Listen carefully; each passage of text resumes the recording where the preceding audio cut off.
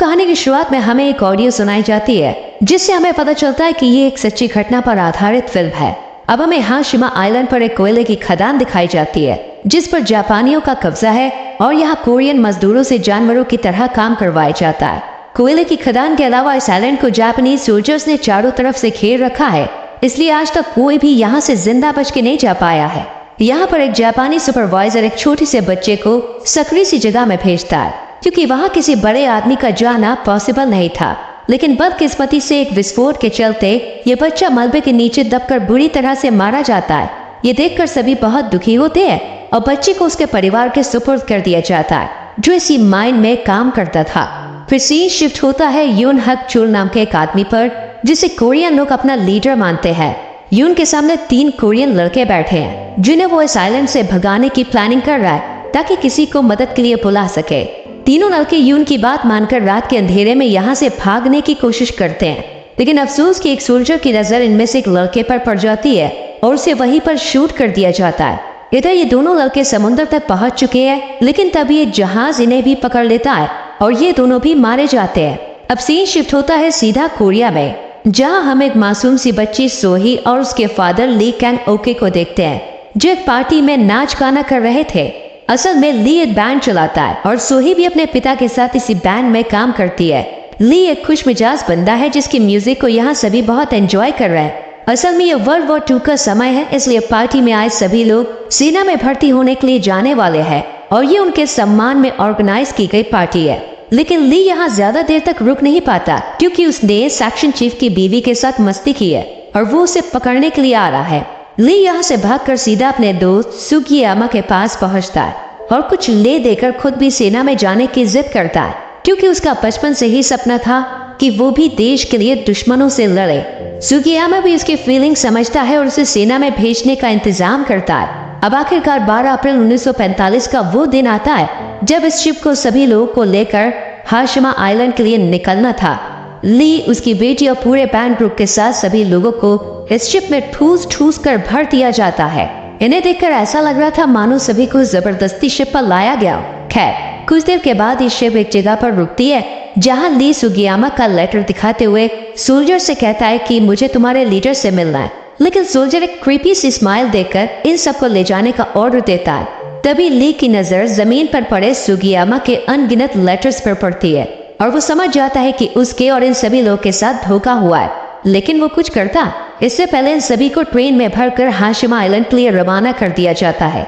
अड्डे पर पहुंचते ही जापानी सोल्जर्स इन सभी को बुरी तरह से पीटने लगते हैं और शांति भरे माहौल में चारों तरफ चीख पुकार और हो हल्ला शुरू हो जाता है। यहाँ पुरुषों को अलग और महिलाओं बच्चियों को अलग कर दिया जाता है। साथ ही एक बोर्ड पर बिठाकर सभी बच्चों और महिलाओं को सबसे दूर ले जाया जाता है। इसके बाद इन सभी को एक जगह ले जाकर इनसे इनका सारा सामान ले लिया जाता है, जहाँ ली अपनी रोलेक्स खड़ी सुपरवाइजर को देकर अपनी बेटी से मिलवाने की विनती करता है। इतने में कंपनी का जूनियर ऑफिसर यमाला आ जाता है। यमाला ली की हरकत देखकर उसे जापान का नेशनल सॉन्ग बजाने को कहता है, जिस पर ली अपने पूरे ग्रुप के साथ शुरू हो जाता है। इतने में कंपनी का मैनेजर शिमाजाकी भी यहाँ पहुँच जाता है और इन सभी का स्वागत करता है। शिमाजाकी कहता है कि अब से आप सभी हमारे लिए काम करने वाले हैं। इसके बाद सभी मजदूरों के कपड़े उतरवा कर उन्हें सैनिटाइज किया जाता है। साथ ही इन सभी का चेकअप किया जाता है कि कहीं किसी को कोई गंभीर बीमारी तो नहीं है। इसके बाद इनके हाथ में एक स्लिप थमाई जाती है जिस पर इनके खाने पीने से लेकर रहने तक के तमाम खर्च लिखे हुए थे, जिनका वजन अब ये कंपनी उठाने वाली है, लेकिन उसकी भरपाई इनकी पगार से की जाएगी। और अगर किसी का महीने का खर्च ज्यादा हुआ तो उसकी भरपाई अगले महीने की सैलरी से की जाएगी। यानी साफ शब्दों में कहा जाए तो अब ये सभी कोरियंस जापानियों को गुलाम बना चुके हैं। दूसरी तरफ महिलाओं को कंफर्ट जोन में रखा गया है जहां वो जापानी सैनिकों को एंटरटेन करेंगे। यही हम 2 महिलाओं को बात करते हुए सुनते हैं, जिनमें से एक कह रही थी, चाहे कुछ भी हो लेकिन यहाँ तुम प्रेग्नेंट मत होना, क्योंकि लास्ट टाइम इन्होंने एक महिला का पेट फाड़कर उसके बच्चे को निकाल कर फेंक दिया था। इधर पगार से पैसे कटने के बाद भी मजदूरों को कीड़े मकोड़ों वाला खाना दिया जा रहा है। अगले दिन इन सभी को माइन में मजदूरी के लिए भेज दिया जाता है, जहां काम खत्म करके सब नहा रहे होते हैं। इसी बीच एक सुपरवाइजर कोरियन बच्चे को बुरी तरह से मार रहा होता है। ये देखकर एक जापानी चोए जो छोटा सा गैंगस्टर है, वो सुपरवाइजर से दो हाथ करने का डिसाइड करता है। तभी यमाड़ा भी यहाँ आ जाता है और चोए सुपरवाइजर को हराने के बाद मजदूरों का लीडर बनने का ऑफर देता है। यमाड़ा मान जाता है और चोए सुपरवाइजर को धोबी पछाड़ देकर मैदान से बाहर कर देता है और शर्त के मुताबिक मजदूरों का लीडर बन जाता है। हालांकि कोरियन यून कहता है कि ये एक जापानी है और हम कोरियंस को आपस में लड़वाना चाहता है, पर उसकी इस बात को कोई भी नहीं सुनता है। दूसरी तरफ शिमाज़ाकी अपने लोगों के साथ बैठकर खाना खा रहा है, जहाँ सोही भी होती है। शिमाज़ाकी अपने एक सुपरवाइजर को म्यूजिक बनाने को कहता है, जिसे सुनकर सोही कहती है कि ये मेरा सॉन्ग है और इसका म्यूजिक मेरे पापा ने दिया है। लेकिन शिमाज़ाकी उसकी भाषा समझ नहीं पाती और एक मॉल नाम की लड़की उसे सोही की बात ट्रांसलेट करके बताती है। ये सुनकर शिमाज़ाकी बहुत खुश होती है और ली को उसे पूरे ग्रुप के साथ शिमाज़ाकी के पास बुलाया जाता है, क्योंकि शिमाज़ाकी अब सोही और उसके ग्रुप से हर फंक्शन में सिंगिंग करवाने वाला था। दूसरी तरफ हम पार्क नाम के एजेंट को देखते हैं, जिसे कोरियन लिबरेशन कंपनी यून की फोटो देखकर उसे हाशिमा से वापस लाने का काम सौंपते हैं, क्योंकि यून ने कोरिया की आज़ादी के लिए बहुत कुछ किया था। हालांकि 2 साल से वो जापानियों के कब्जे में है। पार्क यून को वापस लाने के लिए मान जाता है और हाशिमा आइलैंड पर मजदूर बनकर रहने लगता है। इधर शिमाज़ाकी एक पार्टी ऑर्गेनाइज करता है, जहां ली अपने बेटी और ग्रुप के साथ अपने म्यूजिक से सभी को एंटरटेन कर रहा है। इधर खदान नंबर 2 में चोए बाकी मजदूरों के साथ कोयला निकाल रहा था कि तभी एक भयंकर ब्लास्ट होता है और कोयले से भरी ट्रॉली धड़ाम से नीचे गिरती है, जिसकी चपेट में आने से कई मजदूरों की जान चली जाती है और पूरी खदान में आग फैलनी शुरू हो जाती है। वही जब शिमाज़ाकी को इस ब्लास्ट की खबर मिलती है तो वो खदान नंबर 2 को बंद करने का आदेश देता है, लेकिन तभी उसे पता चलता है कि यून भी इसी खदान में बंद है। इसलिए वो कैसे भी करके यून को बाहर निकालने के ऑर्डर देता है, क्योंकि अगर उसे कुछ हो गया तो कोरियंस हड़ताल कर देंगे, क्योंकि यून ही कोरियंस का एकमात्र लीडर है। लेकिन सोल्जर की सारी कोशिशें नाकामयाब रहती है, पर अंदर फंसे मजदूर एक डायनामाइट ब्लास्ट करके खदान से बाहर आ जाते हैं। अब यून घायल हालत में सभी कोरियन मजदूरों के सामने आता है, जिसे देखकर सभी खुशी से झूम उठते हैं। इन मजदूरों में पार्क भी शामिल था, जो मौका मिलते ही यून के पास पहुंचता है।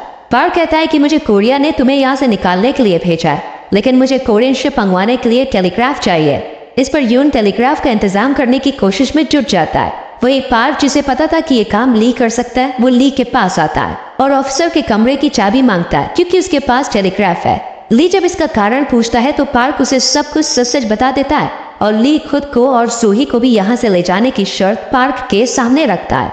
पार्क के मानते ही ली इस ऑफिसर के कमरे की चाबी चुराकर नकली चाबी का इंतजाम करता है, जिसके थ्रू पार्क कैबिन में आता है और कोरियन आर्मी से मदद मांगता है। यहाँ पार्क को कोरियन अकाउंट्स का रिकॉर्ड भी मिलता है, जिसे देखकर उसके होश उड़ जाते हैं। इसी बीच आइलैंड से होकर दुश्मनों के बॉम्बर प्लेन गुजरने लगते हैं, जिन्हें देखकर सभी अपने बंकर्स और घरों में छुपकर लाइट्स ऑफ कर देते हैं। मौके का फायदा उठाकर पार्क यून को एक खुफिया जगह पर लेकर आता है, जो उससे कहता है कि मुझे सब पता चल गया है। यहाँ जितने भी कोरियन मजदूरों की मौत होती है या उनके साथ कोई हादसा होता है तो उनके मुआवजे का आधा तुम्हारा और आधा शिमाज़ाकी के अकाउंट पे जाता है। यह सुनकर यून हैरान रह जाता है और खुद को बचाने के लिए झूठ कहता है कि उसे फंसाने की कोशिश की जा रही है। यही ली और सोही भी थे, जिन्होंने इन दोनों की बातें सुन ली थी। इसी बीच हाशिमा पर एक जोरदार धमाका किया जाता है, जिसमें शिमा मारा जाता है।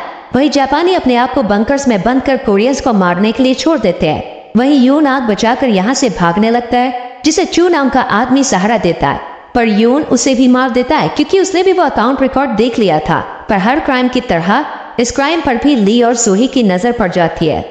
यमाड़ा को सीनियर ऑफिसर का फोन आता है, जो कि उसे बताता है कि हिटलर मारा जा चुका है और अमेरिका ने हिरोशिमा पर बम बरसाए हैं, जिससे हिरोशिमा पूरी तरह से बर्बाद हो चुका है। यमाड़ा कहता है कि शिमाज़ाकी घायल है, जिस पर सीनियर ऑफिसर उसे मारकर यमाड़ा को मैनेजर बनने को कहता है और यमाड़ा शिमा की रही बची सांस से भी छीन लेता है। अगले दिन जापानियों का धरना प्रदर्शन चल रहा था, जिनकी मांग थी कोरियंस को यहाँ से भगाना, क्योंकि एक कोरियन ने छोटी सी जापानी बच्ची के साथ जबरदस्ती कर उसे मार दिया था। हालांकि ये सच नहीं था, बल्कि असलियत में सुपरवाइजर ने बच्ची के साथ ये किया था और इल्जाम चोर पर लगा दिए थे।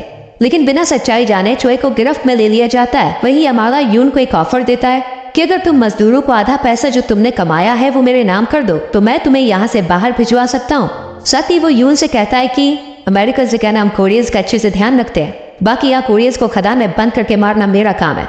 यून भी इन सबके लिए मान जाता है, लेकिन पार्क और सोही ने इनकी ये बातें सुन ली थी। इसलिए जब यून कोरियन मजदूरों को अच्छे खाने और ज्यादा मजदूरी का पाठ पढ़ाता है तो पार्क इन्हें बताता है कि ये झूठ बोल रहा है और ली वो अकाउंट रिकॉर्ड दिखाता है।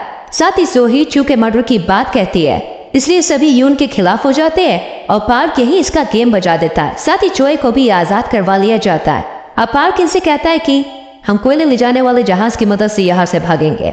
इसलिए इनमें से कुछ लोग हथियार डायनामाइट्स वगैरह बनाते हैं ताकि जरूरत पड़ने पर अपनी जान बचा सके। इसके बाद ये जहाज पर कब्जा करते हैं और कोयला शिप में रखने वाली बेल्ट के जरिए शिप पर जाने लगते हैं। पर तभी यहाँ जापानी सैनिक आ जाते हैं जिन्हें ली भटकाता है और पार्क मार डालता है। लेकिन 2 सैनिक और भी थे जिन्होंने इन सबको भागते हुए देखा था, इसलिए पार्क इन्हें भी मार डालता है। पर गोली की आवाज से पार्क को सब पता चल जाता है और वो सैनिकों को इनके पीछे लगा देता है। वही चोई कुछ साथियों के साथ इनसे लड़ने के लिए आता है, लेकिन वो रस्सी जिससे ये सब शिप पर चढ़ रहे थे वो टूट जाती है। इसलिए सभी एक साथ बेड पर चढ़ने लगते हैं, जिस वजह से आधे तो शिप पर पहुंच जाते हैं, लेकिन आधे पानी और आधे उसी आइलैंड पर फंस जाते हैं। देखते ही देखते जापानीज और कोरियंस के बीच एक भयंकर युद्ध शुरू हो जाता है। इधर ली बेल्ट उठाने की कोशिश करता है, लेकिन वो अकेला ये नहीं कर सकता था, इसलिए सोही और कुछ मजदूर उसकी मदद करने के लिए आते हैं। वही मेल को सुपरवाइजर की गोली लग जाती है और वो मारी जाती है। ये देखकर चोए बौखला जाता है और सुपरवाइजर की गर्दन तोड़ देता है। चोए मेल के पास जा ही रहा था कि तभी उसे भी एक गोली लगती है, पर जैसे तैसे वो मेल के पास जाता है और दोनों मारे जाते हैं। इधर यमाला ली को शूट करता है, लेकिन बदले में ली भी उसे शूट करता है और यमाला सूही को बंदी बनाता है। पर पार्क उसके सिर पर पत्थर मारता है और सूही बोतल वाला बम उस पर फोड़ देती है।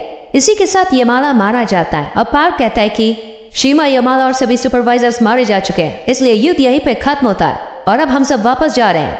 इसके बाद सभी शिप पर चढ़ते हैं और वापस जाने लगते हैं, लेकिन यहाँ ली की हालत बहुत खराब थी, इसलिए वो सूही की जिम्मेदारी पार्क को सौंपता है और हमेशा हमेशा के लिए इस दुनिया से अलविदा कह देता है। सूही बहुत रोती है और आखिर में हम देखते हैं कि नागासाकी पर अमेरिका की तरफ से परमाणु हमला हुआ है, जिसका धमाका आग के लपटे इनके सामने थे। और इसी के साथ ये मूवी यहीं पर खत्म हो जाती है।